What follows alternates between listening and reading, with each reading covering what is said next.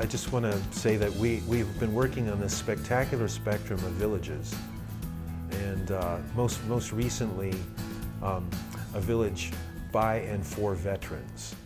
And just as we've seen with every population we've worked with, working with veterans to create a place where they feel integral, where they have roles with each other and they participate to be accountable, and create a kind of a web of mutuality and mutual concern, mutual support, has a healing effect.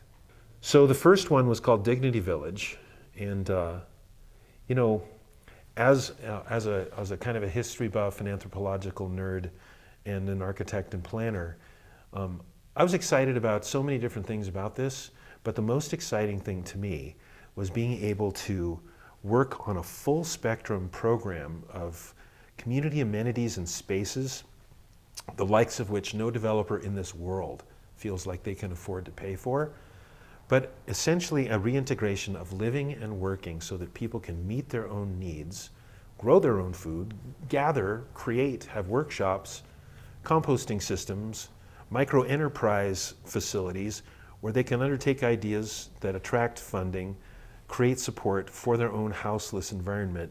And actually I get to facilitate that, help them learn how to use tools, but also when I say, you know, well, have you considered that you need a community gathering place that's large enough to accommodate the entire village, and then we work on design together, then I'm actually participating in a process that's beyond architecture.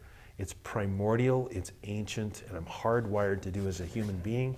And when I enter into it with other people, it is sacred, and it is restorative to my confidence, and it equates me with a larger scale of self in humanity, and it gives me hope for the future, and on and on and on. So that has replicated endlessly across the continent.